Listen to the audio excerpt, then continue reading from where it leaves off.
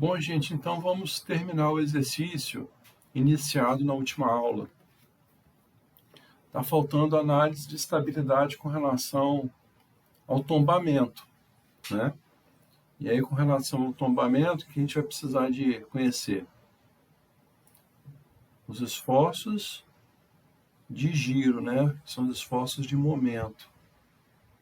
Tanto os momentos atuantes, que querem derrubar o muro, quanto os momentos resistentes, que querem manter o muro em pé. O fator de segurança almejado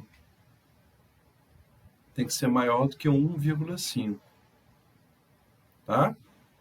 Então, a minha meta é essa, fator de segurança maior do que 1,5. Nós já calculamos os esforços, né? Os esforços, assim, as forças, os pesos, né?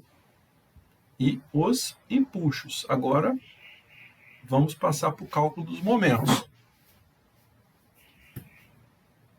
Vou compartilhar com vocês aqui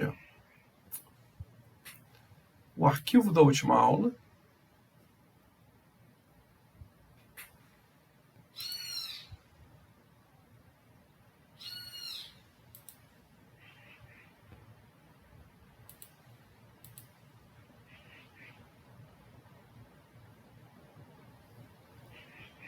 Muito bem, então o ponto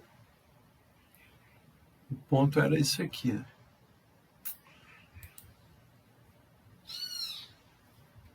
Agora, então, vamos calcular os esforços de momentos, certo?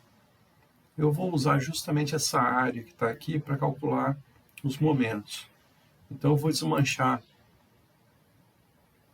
isso aqui. Vou desmanchar todo esse desenho que foi feito na aula passada.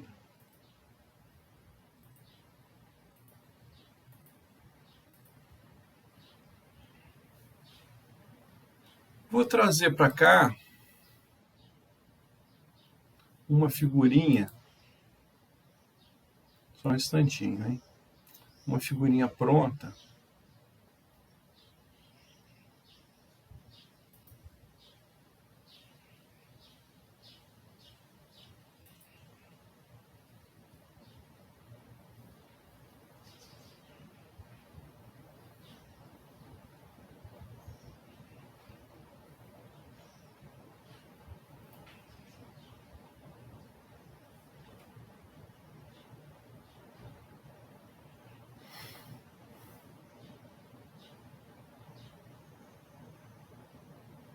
Só um momento.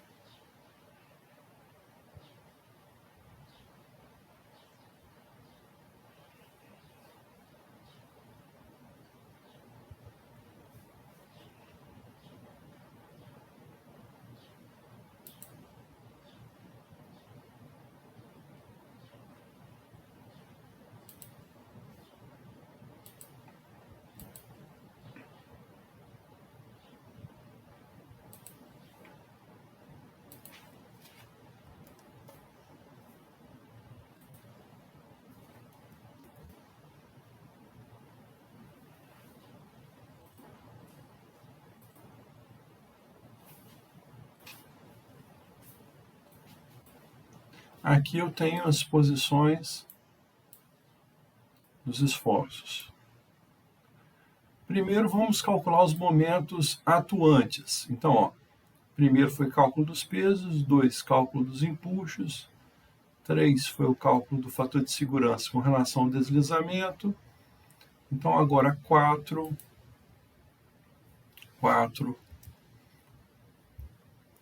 cálculo dos momentos atuantes.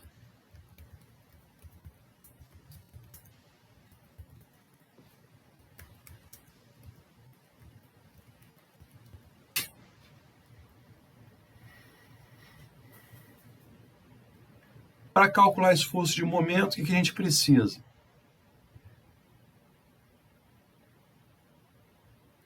O que é momento? É força vezes distância, certo?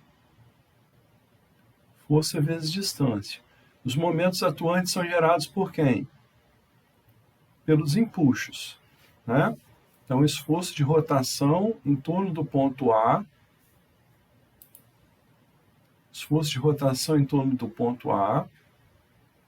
gerado pelos empuxos. Se a gente puder colocar aqui, por exemplo, ó, deixa eu ver aqui uma setinha, essa aqui.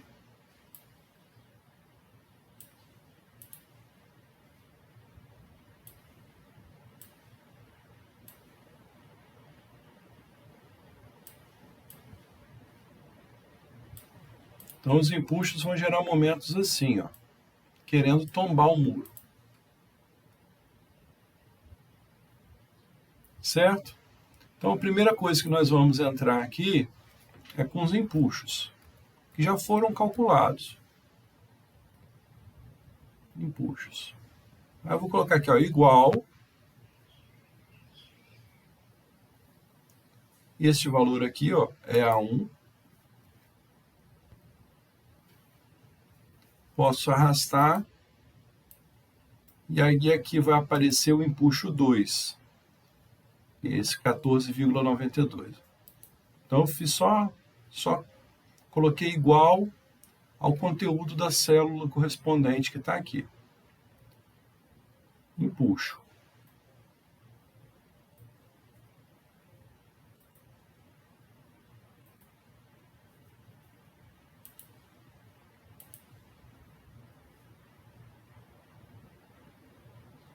E aí agora a gente vai precisar das distâncias Y, né?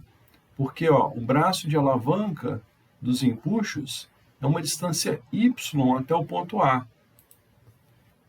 Y em metros. E aí a gente vai calcular o momento atuante, MA, correspondente.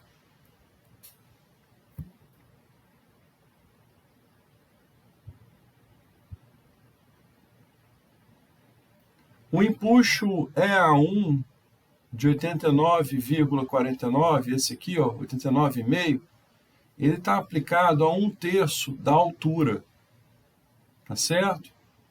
Então, esse Y aqui, ó, vai ser a altura do muro, altura da contenção, dividido por 3. Então, é igual 6 dividido por 3, 2 metros. Por quê? Por que isso? Porque o diagrama é um diagrama triangular, né? O diagrama de tensões é triangular. Agora, o empuxo EA2 ele é gerado por um diagrama retangular. Então, ele fica no meio aqui, ó, da altura, na metade. Então, são 6 metros, então aqui 3, né, de distância Y. Momento, basta multiplicar o empuxo pelo valor de Y. Então, igual o empuxo vezes a distância Y.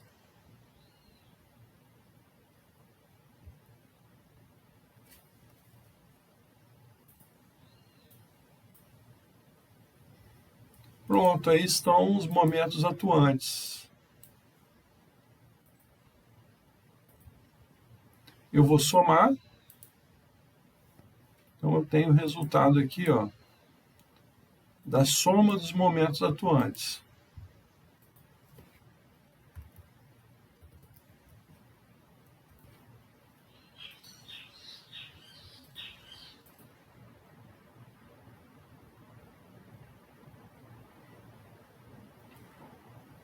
Agora, então, item 5, cálculo dos momentos resistentes.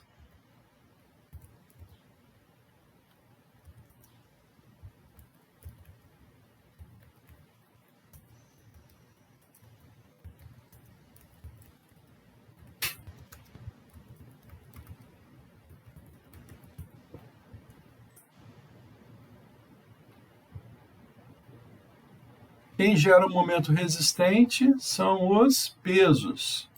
Então, eles vão gerar momento. Eles vão gerar momento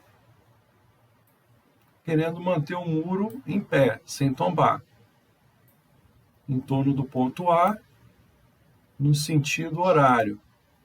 São esses pesos todos que estão aqui, tá? Muito bem. Então, aqui eu vou entrar primeiro com os pesos, peso. O braço de alavanca agora vai ser distância x até o ponto A, né? Distância horizontal aqui, x, de cada um dos pesos até o ponto A, x. E aqui, mr, momento resistente. O valor do momento é sempre unidade de força vezes metro. Mas como eu estou calculando tudo por metro entrando no plano do desenho, vou colocar aqui por metro. Kilonewton vezes metro por metro. Tá? Essa é a unidade de momento. Vou colocar aqui também.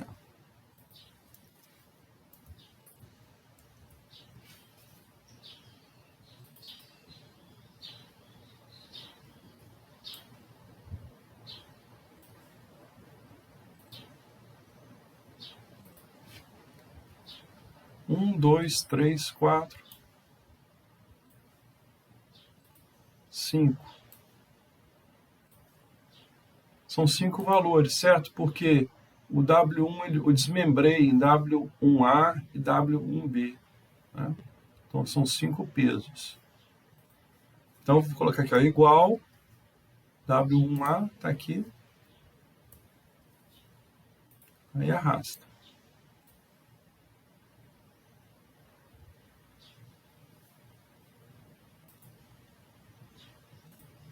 Tenho todos os pesos aqui. Agora as distâncias x em metros.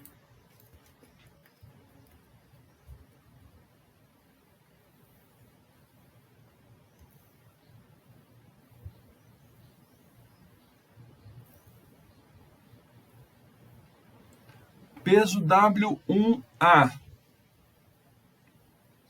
Vamos lembrar que... Deixa eu pegar aqui essa figurinha, vou ampliar aqui, vou fazer o seguinte, ó.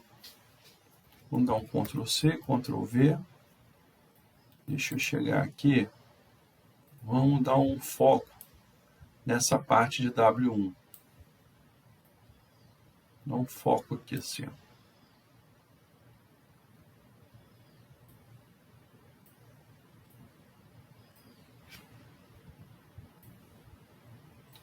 Só nessa parte aqui do muro, ó. W1, eu dividi em W1A e W1B, não é isso? W1A é a parte retangular,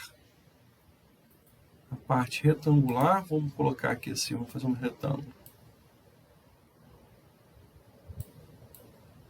Dessa laje vertical. W1B é a parte triangular. É o triângulo, o restinho que fica aqui. Não foi isso que foi feito? Tá. Então, o peso W1A, 41,25. E a distância x? Deixa eu voltar aqui com o ponto A aqui.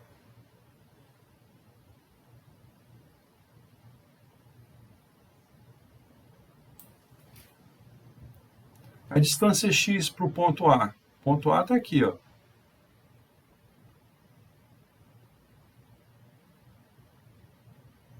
Vai ser quanto?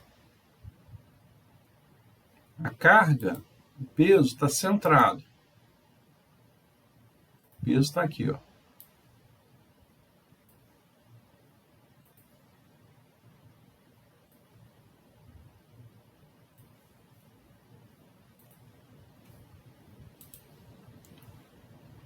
Quanto que vai ser a distância x?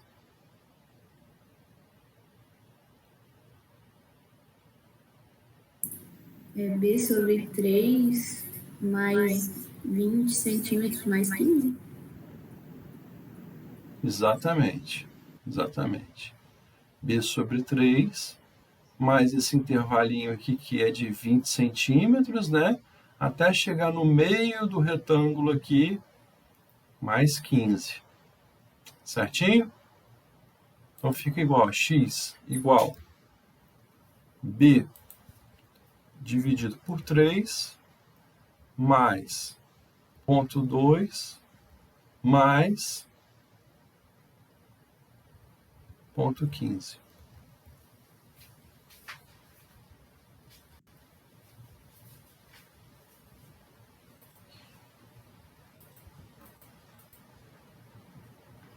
Agora, vamos observar o triângulo, que é essa carga menor, 13,75, né? Agora o triângulo está aqui, ó. Quando eu tenho uma carga triangular, semelhante ao que nós vimos para o empuxo. Mesma coisa, na verdade, mesma coisa. É 1/3 partindo da base do triângulo. Tá? Então, é 2/3 partindo do topo do triângulo. Então, aqui ó, vai ser b sobre 3 mais 2/3 de 20 centímetros. Tá certo? Então, igual b dividido por 3 mais 2 vezes 0,2 dividido por 3.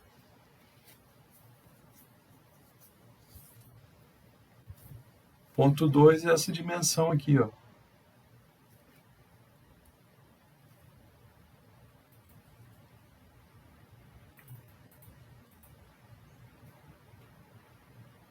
Você pode voltar nessa parte, por favor? Explicar novamente? Sim. Ó, o pontinho A está aqui. Essa distância daqui até aqui é b sobre 3, tá certo? Agora eu tenho mais esse intervalinho aqui até a força. Como essa carga que está aqui é uma carga triangular, essa força vai se situar a 1/3. Se você contar da base do triângulo para a força, ou 2/3 da pontinha do triângulo superior para a força. Tá? Então, ó, aqui, da esquerda para a direita, 2/3 de 20 centímetros. Da direita para a esquerda é 1/3. Entendido? Essa é a posição da força. Aqui é a mesma coisa, o empuxo, ó, é 1/3 de baixo para cima, ou seja, 2 metros, 2/3 de cima para baixo, ou seja, 4 metros. Entendido? Sim, obrigada. Tá. Vamos continuar agora. Esse desenho aqui eu já vou deletar, já foi útil, não preciso mais. Agora, o peso W2, ele está no meio da laje horizontal. W2. Então, muito simples, ó. É igual a base dividido por 2.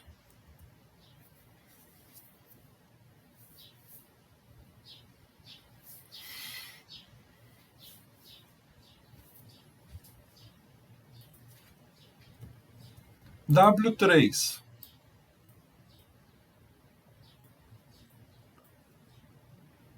Lembre-se que a gente pegou ó, essa distância que está aqui, ó, daqui até aqui nós chamamos de x. Esse x está calculado aqui, esse valor aqui, ó, seu x. Como que eu posso fazer, então, o cálculo da distância x até W3, que é o maior peso de todos, né? Esse 238,33 que é gerado pelo solo. Como que eu posso fazer isso? Ó, W3 ele está no meio dessa distância que eu chamei de x, 2,17, que está em amarelinho aqui. Eu posso pegar a distância do ponto A até W3, eu posso pegar a base toda, menos a metade dessa distância de 2,17 que está aqui em amarelo, que é essa distância aqui. Tá certo? Então, ó, x igual a base menos a metade dessa distância que está aqui, menos isso aqui dividido por 2.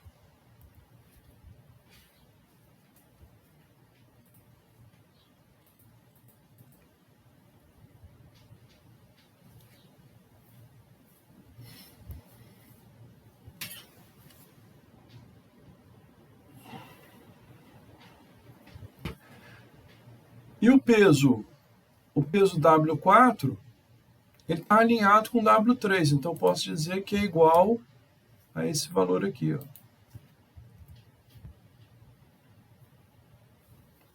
Maravilha, agora a gente tem todos os braços de alavanca e todos os pesos, basta multiplicar peso por braço de alavanca, eu tenho um momento resistente. Então, igual peso vezes X. Maravilha. Arrasto, tenho todos aqui. Faço um somatório. E aí, eu tenho a soma dos momentos resistentes. Tem os momentos resistentes, tem os momentos atuantes, agora fica fácil calcular o fator de segurança com relação ao tombamento. Só, rapidinho, tem como você clicar ali na célula que tá 1,47? É que o meu tá dando 1,40, não sei porquê. Aí, a segunda.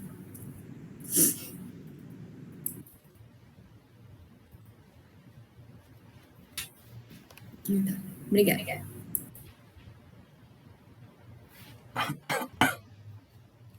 Então, a formulazinha para cálculo do fator de segurança é comparar o somatório dos momentos existentes com o somatório dos momentos atuantes. Essa razão que está aqui. Então, item 6, ó. Item 6, cálculo do fator de segurança com relação ao tombamento. Tombamento.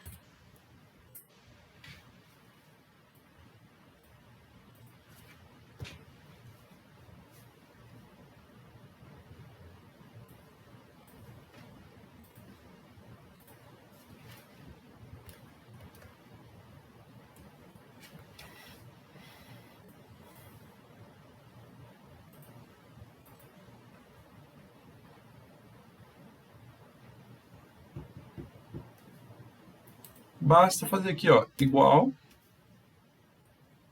esta soma aqui, dividido por essa soma que está aqui.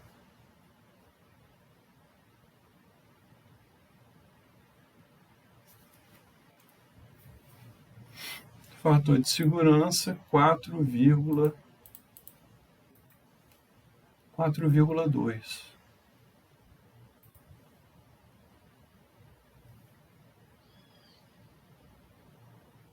Certo?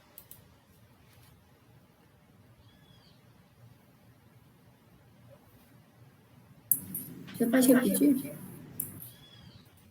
Eu simplesmente fiz aqui o seguinte, ó.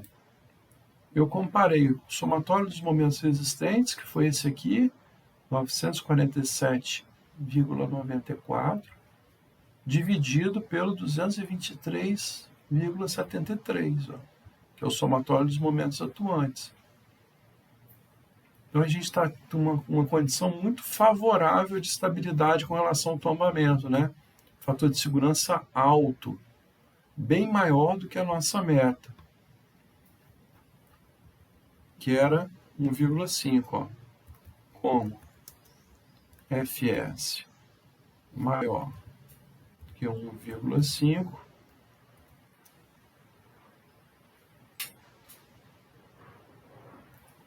a dimensão B satisfaz o critério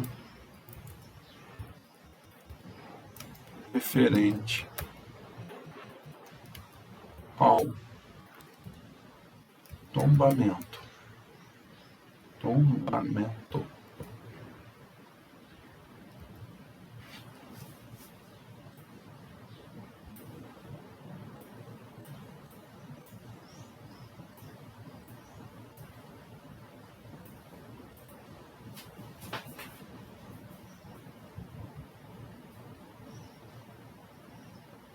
Então, esse muro está bem dimensionado. Ele está com um fator de segurança superior a 1,5 com relação ao deslizamento. Então, a gente pode colocar esse mesmo comentário aqui, ó. Como a FS é maior do que 1,5, a dimensão V satisfaz o critério referente ao deslizamento também.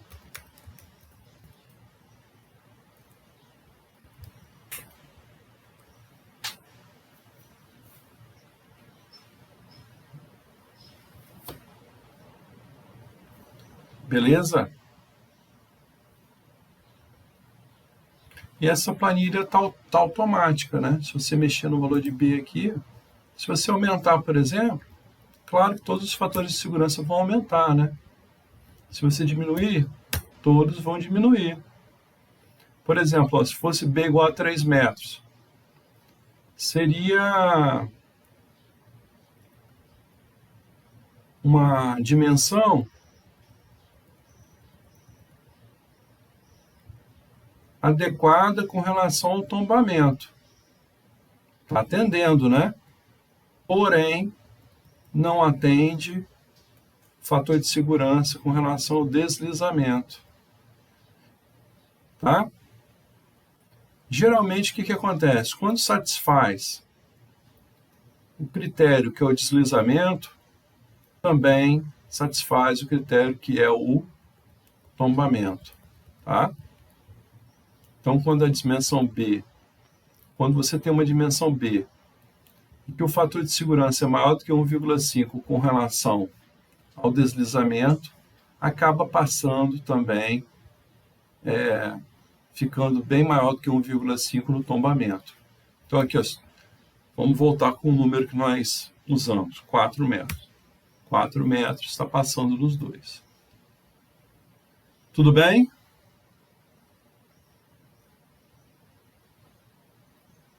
Ok.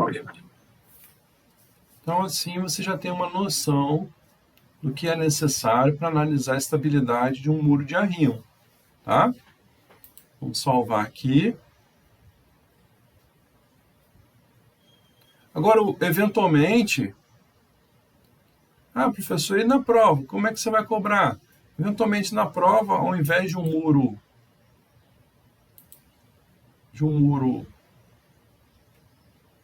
de flexão, que é esse aqui, ó, para fazer uma coisa diferente, eu posso usar um muro de peso, que geralmente é um trapézio, tá certo?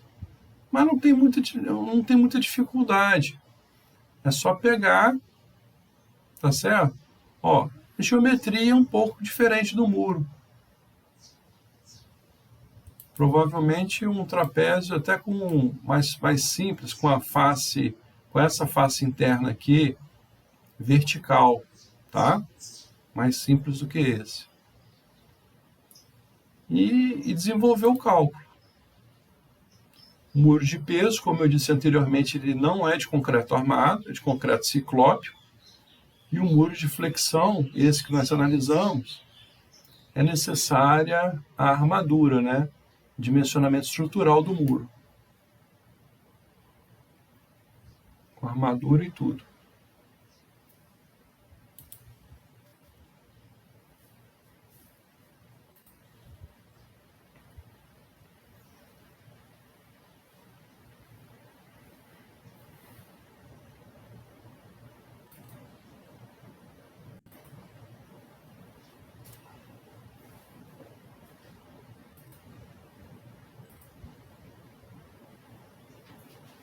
Nós temos um tempo aqui, eu falei com vocês que eu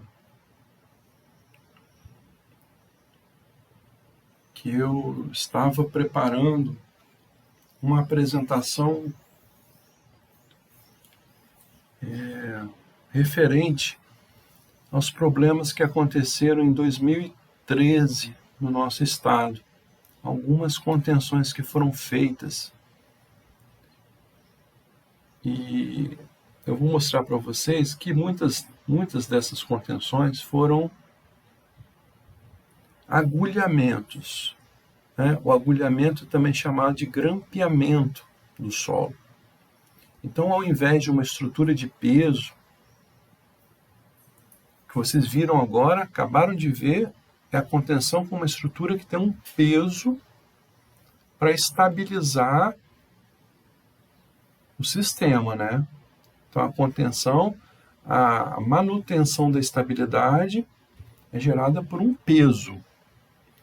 Essa estrutura de agulhamento, a necessidade da inserção de barras de aço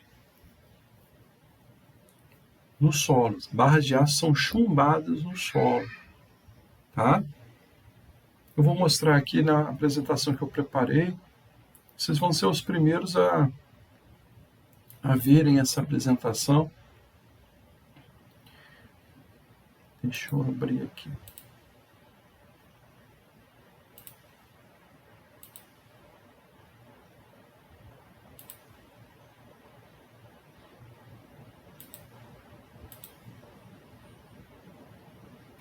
Então, olha só. Estabilizações de taludes para zonas afetadas pelas chuvas de 2013 no Espírito Santo.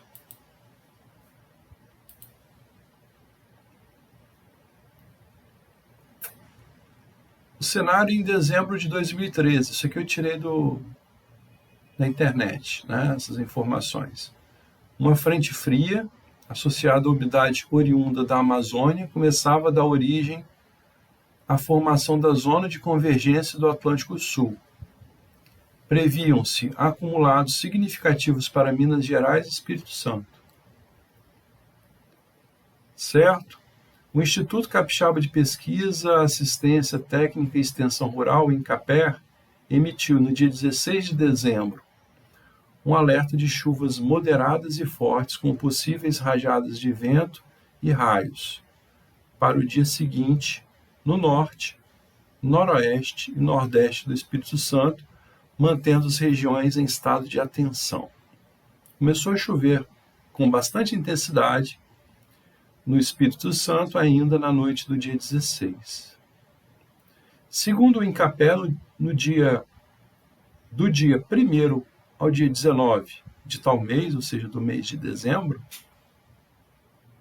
choveram 600 milímetros em Pontal do Ipiranga, 561 em Povoação, 558,7 em Águia Branca, 505,8 em Sooretama, 472,8 em Vitória e 318,6 em Viana. Entre os dias 17 e 19, Linhares foi a região litorânea com maior precipitação no mundo, segundo imagens do satélite da NASA. Em Minas, choveu cerca de 270 milímetros em Governador Valadares, entre os dias 16 e 17, o que significa 67% acima da média climatológica do mês inteiro. Tá? Em Aimorés, 235,6 milímetros, 330 em Capelinha. Então, choveu muito. Resumo disso que choveu muito em dezembro de 2013. E aí, as consequências foram as seguintes. Aqui, essa figurinha aqui em Afonso Cláudio. Tá vendo? Tem uma residência logo aqui na crista da encosta. Aí o material deslizou. Deslizou aqui assim.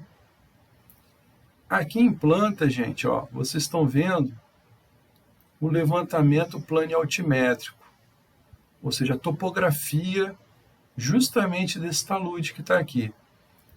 Essa imagem que está aqui, ó, é justamente essa estrada que está chegando aqui em Afonso Cláudio. Isso aqui chegando em Afonso Cláudio.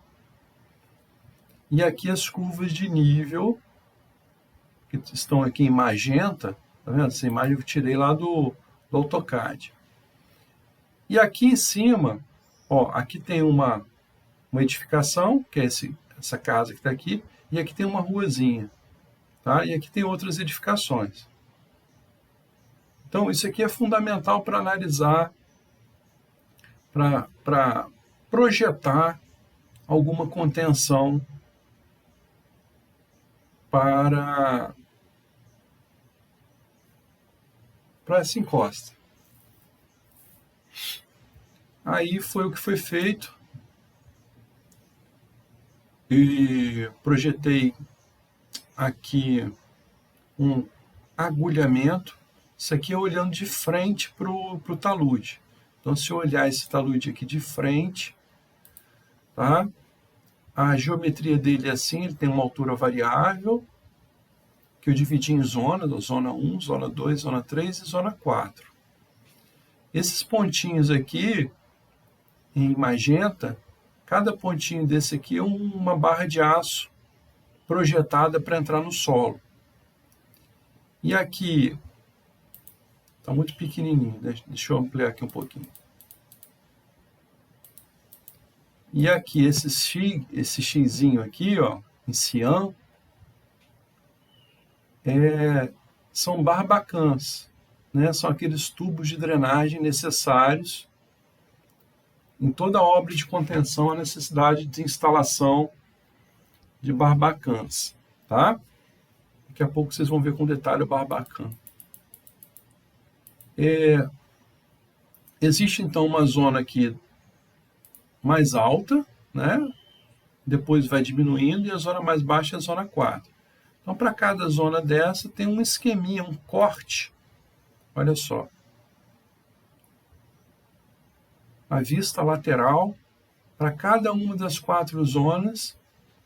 E aqui, essas linhas aqui, ó, são as barras de aço envolvidas com calda de cimento que foram chumbadas no solo para manter a estabilidade do talude.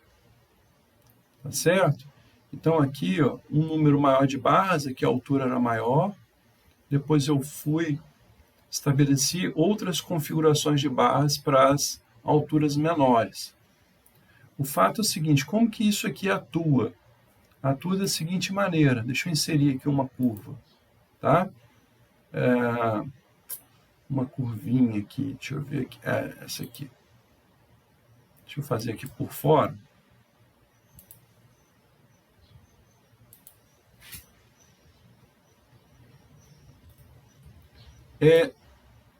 Se esse solo tiver uma tendência,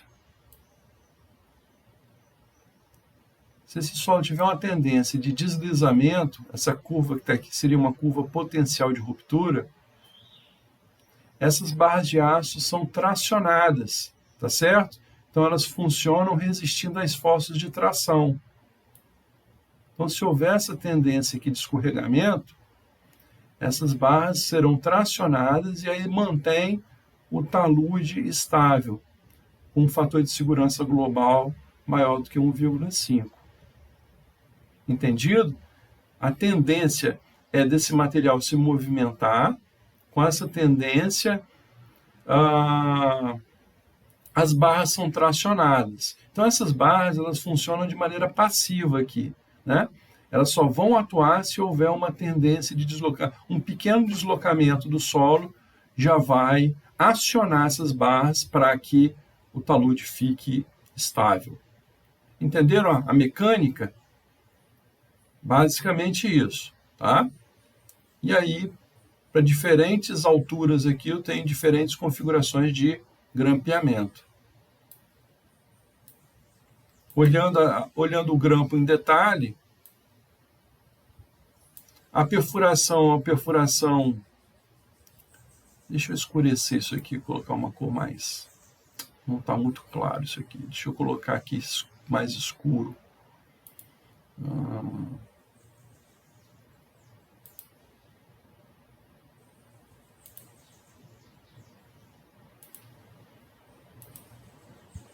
Agora melhorou muito, né? Olha só. A barra de aço, ela é introduzida em uma perfuração. Primeiro você faz a perfuração, certo? Depois você entra com uma calda de cimento. Depois você entra com essa barra de aço, uma barra de aço CA50 com 20 milímetros de diâmetro. Essa barra ela vai precisar de um centralizador, são umas peças de plástico, só para manter ela centralizada no buraco. Então ela vai ficar aqui envolvida com uma calda de cimento, ou seja, chumbada no solo. Aí fica com uma pontinha para fora.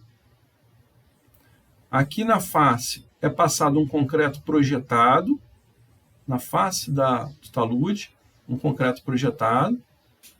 Coloca-se também uma malha de aço. A barra é dobrada aqui na frente, depois vem com mais uma camada de concreto projetado. Ao todo fica aqui uma espessura de 15 centímetros de concreto projetado. Concreto projetado é aquele concreto que é lançado na face, assim, né? Ele vem bombeado, aí o cara vai com uma mangueira, vai como se estivesse jateando mesmo, jateando o concreto na parede. Então, é o concreto projetado, que fica na face, tá certo? Então, esse aqui é o detalhe do grampo. Vamos ver o detalhe 2, que é a cabeça do grampo. Né? O grampo ou agulha que está aqui. Então, a cabeça do grampo. Também vou mudar aqui o preenchimento. Preenchimento sólido. Preto.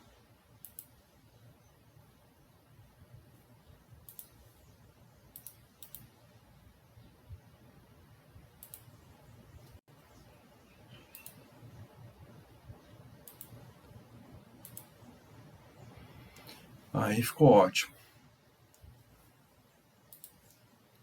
Então aqui, ó, em detalhe, aqui está a calda de cimento envolvendo a barra de aço dobrada.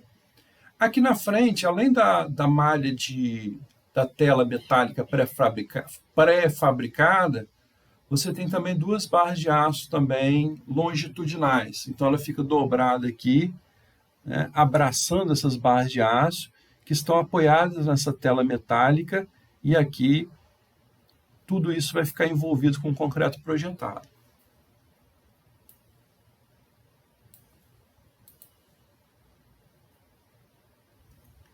Isso aqui é o detalhe do barbacan, que é o dreno, né? Então, antes, evidentemente, de fazer de projetar o concreto, é necessário colocar aqui, assim, fazer uns buraquinhos no solo, colocar um brita 1 e brita 2 envolvida com geotêxtil. Geotêxtil é um material que eu já mostrei para vocês, tá? E aqui ligado a um tubo, e esse tubo com um comprimento suficiente, né? Porque depois você vai projetar o concreto, e aí essa pontinha aqui tem que ficar livre. O que serve isso? Serve para uma eventual drenagem. Então, se a água entrar aqui por trás, ela é conduzida para esse tubo barbacan, mas antes eu tenho um filtrozinho aqui, ó, que é essa brita 1 e brita 2 envolvida com geotêxtil. Então, a água infiltra, não passa sólidos, então, por conta desse filtro, né, os sólidos são retidos, e aí, se eventualmente a água entrar no sistema, ela vai ser conduzida para cá e começa a pingar aqui na frente, chamada pingadeira. E aqui o detalhe dos centralizadores, ó, geralmente com um espaçamento menor ou igual a 2 metros. Então, os centralizadores são aqueles elementos que servem para deixar a barra centralizada, né, dentro da perfuração. Então, aqui, configuração de centralizadores. Isso tudo aqui constava no projeto. Tá certo? Então, isso aqui é um projeto de agulhamento. Análise de estabilidade, no caso, o projeto propriamente dito, eu não tenho condições de passar para vocês, porque há necessidade de uma gama muito grande de conceitos, certo? Eu tenho uma disciplina optativa na engenharia, depois se vocês quiserem pegar, Acho que é possível. Tópicos especiais em mecânica dos solos B. Lá eu faço toda essa análise, ensino a projetar, enfim. Eu tenho um tempo maior. Aqui, lá em Afonso Cláudio também, uma outra encosta que foi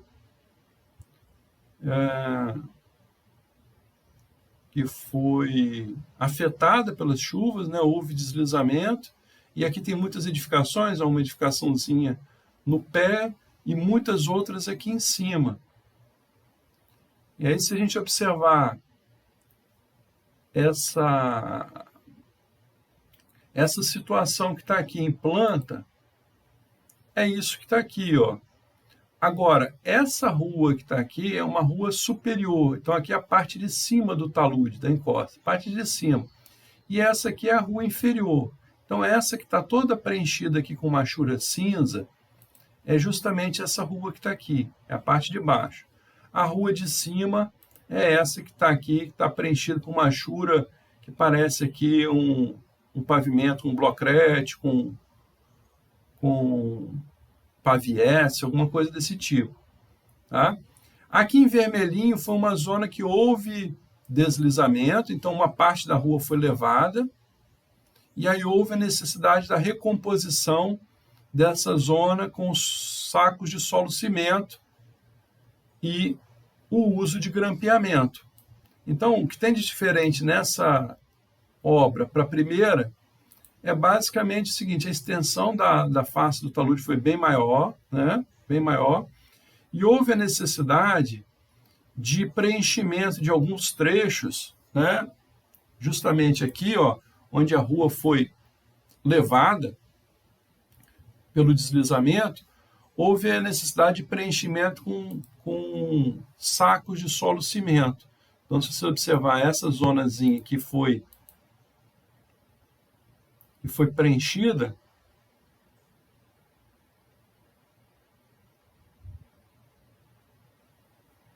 é justamente essa imagem que está aqui, ó, tá vendo?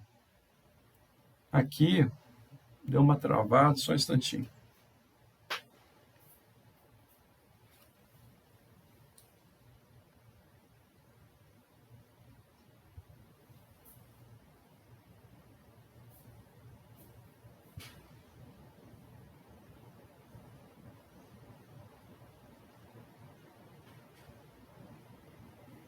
Aqui, então, está a recomposição do talude e para ampliar a ruazinha que tinha aqui em cima, né? Ela teria que voltar até a mesma largura inicial. Então, aqui, assim, esse preenchimento justamente para voltar à configuração inicial da rua, né? Da rua. Deixa eu ver se eu consigo ampliar mais aqui um pouquinho. Ó. Então, aqui foi tudo preenchido. Ó. Aqui foi o preenchimento. E aí, a sequência do preenchimento também... Droga, passou. A sequência do preenchimento também está aqui. Ó, à medida que foi sendo feito o agulhamento, ia sendo feito o preenchimento. Tá certo? Isso. Preenchendo e fazendo agulhamento. Preenchendo e fazendo agulhamento. E assim, a contenção foi alteada com preenchimento com saco de solo cimento.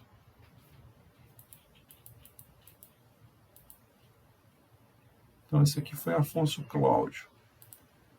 Brejetuba, isso aqui é uma unidade de saúde, tá? Uma unidade de saúde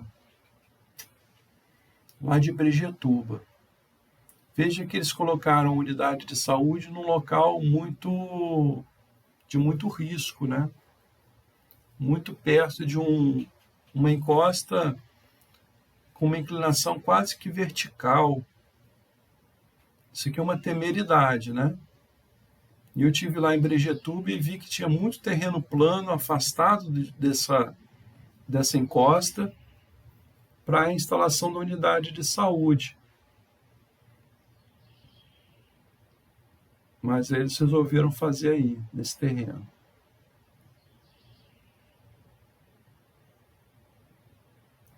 E olha só o que aconteceu após a chuva.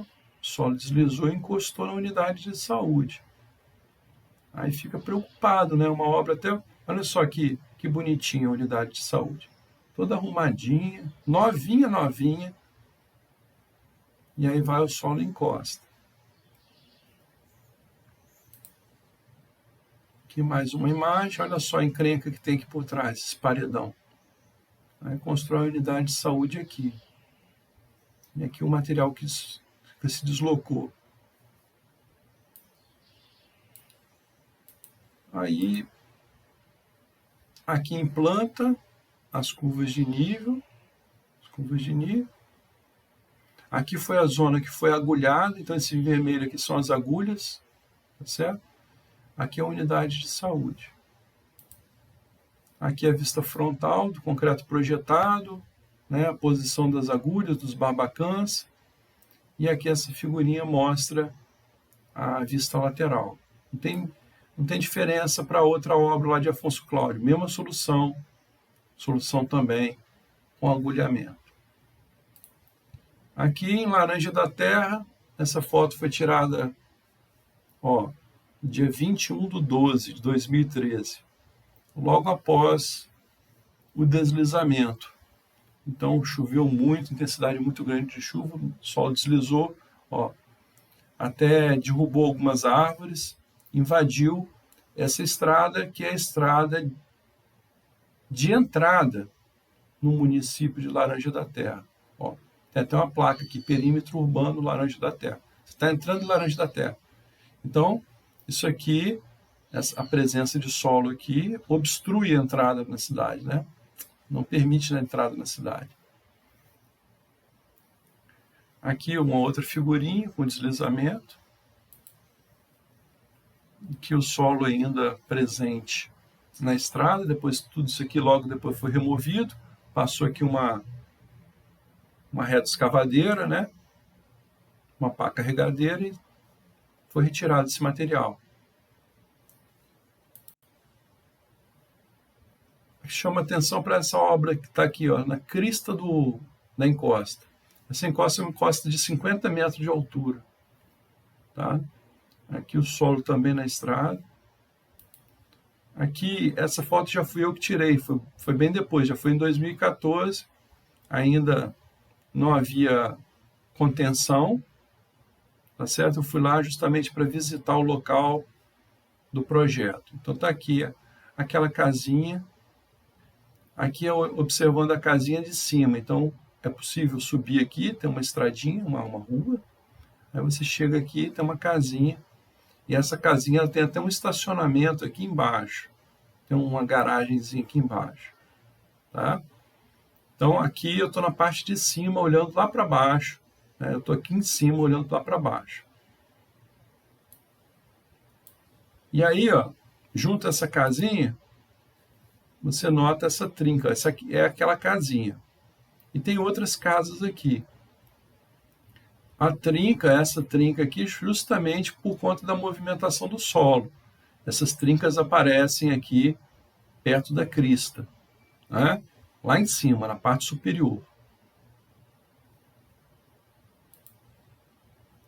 Aqui uma vista em planta das curvas de nível, e aqui foi justamente onde foi executado o agulhamento.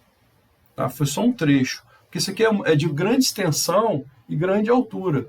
50 metros de altura e uma extensão muito grande. E uma contenção dessa, hoje você vai pagar em torno de R$1.000 a R$2.000 por metro quadrado de face. Então o custo é um custo muito elevado, tá? Para executar um negócio desse de R$1.000 a R$2.000 por metro quadrado. Então não tinha condições de fazer a contenção da encosta toda. A contenção foi limitada à zona onde houve o deslizamento, certo? Aquela trinca que vocês viram lá em cima, ela está justamente localizada aqui, aquela casinha que a gente tem como referência, né? Aquela casinha pequenininha. Aqui é a face do agulhamento. E aqui o solo ficou aparente, ou seja, não foi contemplado com agulhamento. Esse em vermelho que está aqui são escadas chamadas escadas dissipadoras. Então, a água, por exemplo, que vem, se chover aqui, a água não vai penetrar no concreto projetado, né? Se ela penetrar pelo solo, ela vai ser conduzida para o barbacã, e aí vai drenar. E muita dessa água que desce aqui, ó, ela vai encontrar essa escada, é uma escada mesmo, que serve para dissipar a energia dessa água que vai chegar aqui embaixo com uma energia menor, né? Uma energia que poderia causar erosão do pé, ela vai ser atenuada justamente por esses degraus. Aqui, o agulhamento que foi projetado, então, lá para a Laranja da Terra. Foi a maior altura de contenção que eu já projetei. Foi 50 metros de altura aqui.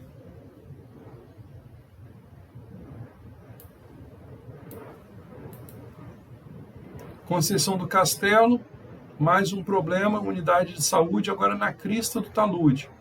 Lá em Brejetuba, vocês viram que a unidade de saúde estava na base. Aqui está na crista. Mais ou menos uns 16 metros de altura aqui. E aqui um rio passando aqui embaixo. Tá?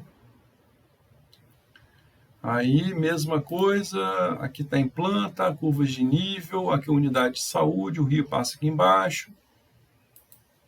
E aí foi feito também agulhamento lá para a Conceição do Castelo. Estabilizar, né, fundamental. Por quê? Tem uma unidade de saúde aqui, né?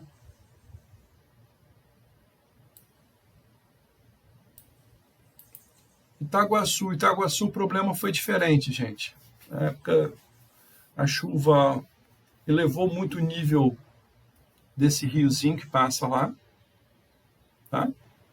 E aí houve uma erosão muito grande das margens.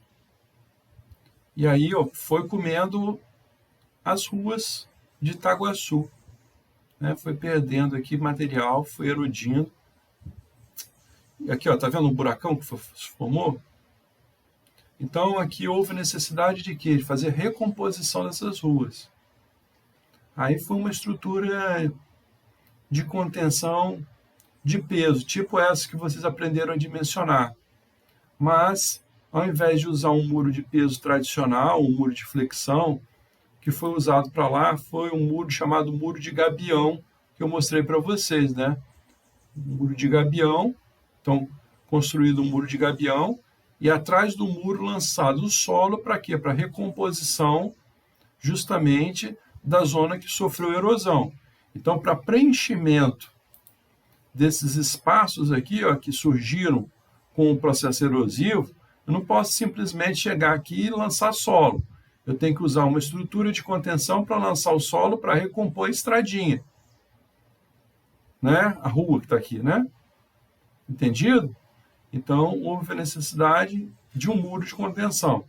Eu dei preferência ao muro de gabião, por quê?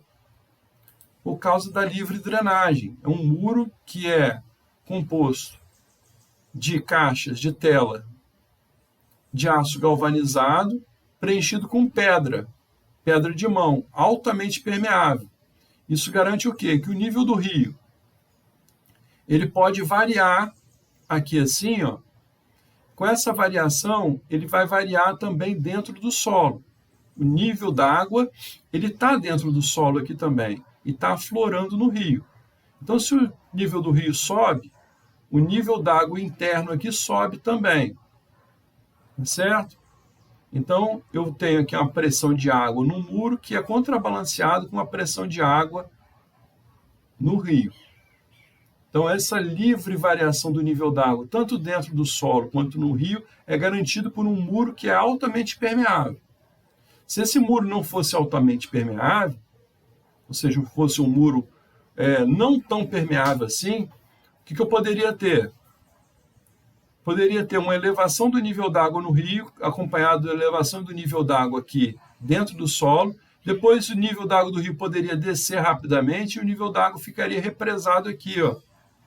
E aí pressionaria muito o muro com a tendência de provocar o deslizamento, tombamento dele. Tá? Então, por isso foi interessante o uso do muro de gabião. Aqui tem, ó, todas as seções, as vistas laterais ao longo do rio, com os muros projetados, né? Toda a sequência executiva. O solo também especificado aqui para trás do muro. Qual é o melhor solo? Areia, tá? Um solo também de livre drenagem. Eu tenho que facilitar a saída da água do sistema. Então, a melhor coisa é usar areia. Na interface da areia com o muro, o que eu uso? Geotexto, que eu já mostrei aqui para vocês. Aqui, em Venda Nova do Imigrante, também houve a mesma coisa que Itaguaçu. O rio veio e causou erosão aqui por baixo dessa estrada. Tá? Por baixo dessa estrada que está aqui. Os caminhões passando, tá vendo? E aí precisava de recompor isso aqui, porque a tendência dessa estrada seria, né, acabar se deslocando aqui para o leito do rio. Então aqui está o rio, tá? Muito bem. Vocês entenderam, né? Rio São João Viçosa, zona urbana, e aí a contenção ao longo de 45 metros de extensão, com uma altura média de 4 metros. Aqui em planta a situação. Aqui o rio, aqui aquela ponte, né? Aquela pontezinha que está aqui. Essa ponte aqui, ó. E aqui foi onde foi feita a recomposição, e nesse caso foi feito com agulhamento. Um agulhamento e preenchimento com saco de solo cimento, tá? Então foi diferente da solução adotada para Itaguaçu. Então aqui, presença do agulhamento, né? Agulhamento. Aqui, essa imagem, essa segunda vista lateral mostra o preenchimento com saco de solo cimento e o agulhamento.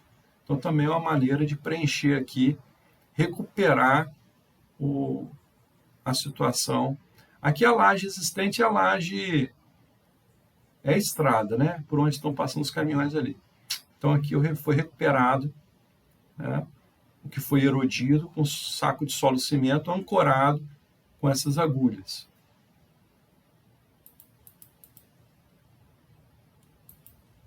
Muito bem. Aqui um detalhezinho, né, um detalhezinho da construção, de sequência construtiva, né? Então vinha, colocava o saco de solo cimento, fazia a perfuração, executava o agulhamento, executava o concreto projetado, os barbacãs, aí depois continuava com os sacos de solo cimento e com a execução do agulhamento, barbacãs, concreto projetado. Tá certo?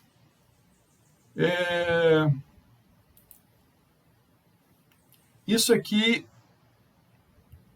eu nessa visita, nessas áreas todas que sofreram com a chuva, eu passei na estrada e resolvi parar para observar essa obra, que já não é projeto meu, isso aqui é de um outro projetista. Isso aqui é o quê? Uma parede, tá certo? Uma parede de concreto atirantada. Então, esses aqui são elementos chamados tirantes, também são barras de aço, certo? Que ficam presas no solo aqui. Então, aqui olhando por trás disso que está aqui. Porque o que acontece? Com a chuva, a parte da estrada foi levada embora. Então, tinha que recuperar a estrada. Então, foi feita essa parede aqui para lançar solo por trás da parede, parede contida com barbacãs, com barbacãs, com tirantes, parede contidas com tirantes, e aqui o solo foi lançado por trás. Então, isso aqui é uma cortina chamada cortina atirantada. Entendido, gente? De concreto armado e ancorada com tirantes, entrando no solo que está aqui. E aqui está a estrada. Isso aqui é perto de Santa Teresa. Eu lembro mais ou menos que é perto de Santa Teresa. Bom, isso aqui foi uma entrevista que eu dei no Não sei se vai passar, o meu computador está meio lento. No Bom Dia, deixa eu dar um play aqui, vamos ver se vai rolar.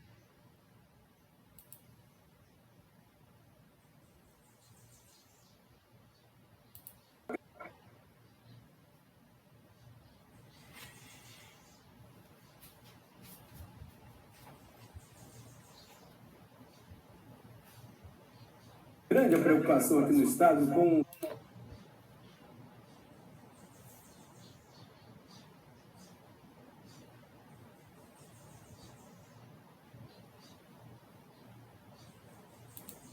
grande a preocupação aqui no estado com o desmoronamento de barrancos, encostas. O Bom Dia mostrou aqui a geomanta, né? A cobertura usada para conter deslizamento. Mas nessa encosta estava rasgando. Lembra? Mostramos no Bom Dia anteontem. Muita gente mandou dúvida aqui sobre a eficácia da geomanta. E essa norma cobre as encostas para cair assim. Maiara conversou com o professor da UFS e um engenheiro. A imagem parece que foi rolada. Não sei se isso é pra mim.